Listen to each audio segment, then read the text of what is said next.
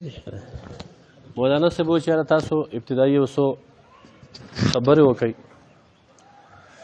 نو خبر به زه څه وکړم څومره چې هلته موږ ناست یو دا ټول اکثر مشران دي ښه پوهېدونکي دي هوښیار خلک دی دنیا ته چې دا انسان راغلی دی نو د ده سره څه ضروریات دي او څه د ده مقاصد دي یو زموږ ضرورت دی یو زموږ مقصد دی ضرورت دا دی په دنیا کې چې موږ څومره کارونه کوو څه اغوندو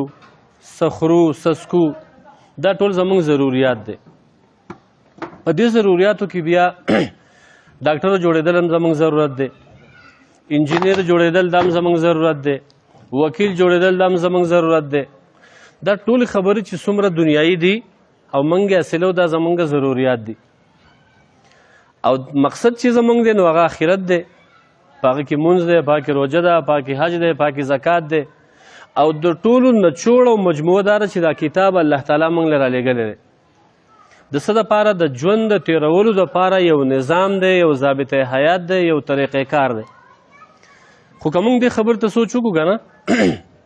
چې زموږ د ضروریات چې څومره دي او دا د چا سره وابسته دي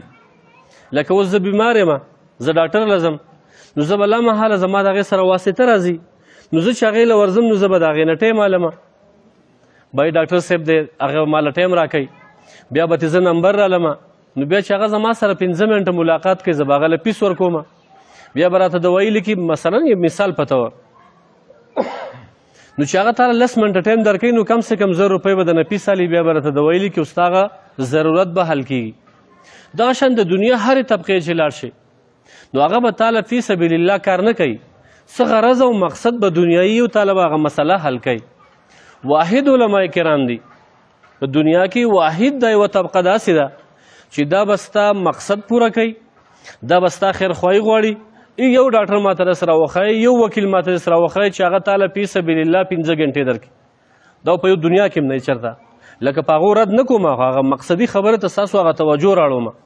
واحد دا علماء کرام دا دي چې ستا ضرورت ستا مقصد هغې له به ټایم هم درکوي تا ته به مینت هم کوي تا ته به زاریم کوي تا له به ترغیب هم درکوي تا له به هغه اسباب او ذریعه چې ده هغه هم تا له مهیا کوي النکې په دې کې نه زما څه مقصد شته دنیایي نه پکې د مولانا څه مقصد نه موږ ته څه پیسې اضافي میلاویږي نه راته ته سټار لګي چاره اوس ته کمې درجې والی به سټار راته ولګې ته لږ بالا لاړې نه سټار به هم راته لګي مراعات به هم راته میلاویږي خو د دنیا نه د آخرت هغه به راته میلاویږي نو موږ کوشش وکړو د خیره سه چې پروس کال 200 کسانو سږ کال ورته 400 کینو پروس کال 500 کسانو چې موږ ورته 1000 کینو هر یو ملګری دا کوشش وکړو چې یاره موږ د ځان سره 4-15 کسانو پورې هر ملګری دا ځان سره راولو او تکلیف به صرف د روجې پورې دی چې خلک وزګار هم نه دی بل د موقع هم داسې ده چې د الیکشن موقع ده هر سړی داسې وزګار هم نه دی خو که موږ یې پرېږدو د الیکشن نه پورې نو بیا هلته 28-27 ورځې پاتې کېږي پاکې بیا رسي نه بیا باسې ناستې لکه ګاډۍ پسې شاته پیدان پورې نښتې او روانې پسې بیا داسې نه کېږي نو د دې ترتیب دا دی چې کم سے کم دا 40 ورځې غواړي چې په 40 ورځو کې دا قرآن مجید څوک پکې داسې شیخ الحدیث سوالیم نه جوړېږي خو کم سے کم دومره وشي چې سړي ته هغه خپله ایکسرې ته دی ور مخامخ شي یاره ما کې دا کمی دی دا زما کمزوري ده دا پوره کول غواړي نو بیا که اغیار سړی اغواکی یم یو سړی ناست صرف مسلې واورېده هغه ځای کې ناست ګوټ کې یو مسلې واورېده کم سے کم که ده ته صحیح مسله نه معلوم نو په غلطه لار د انسان څوک نشي بوتلی دا سیده ساده خبره ده نو موږ کوشش وکړو زموږ مقصد د ژوند هم دغه کتاب دی په دې دا کتاب په ناظره هم یادول دي د دې مقصد باندې ځان پوه کول دي د دې په معنی باندې ځان پوه کول دي دا د خپل وس مطابق په عمل کې هم راوستل دي او دا بل ته هم رسول دي الله تعالی دې په موږ له د عمل کولو توفیق راکړي واخر دعوانا الحمد لله رب العالمین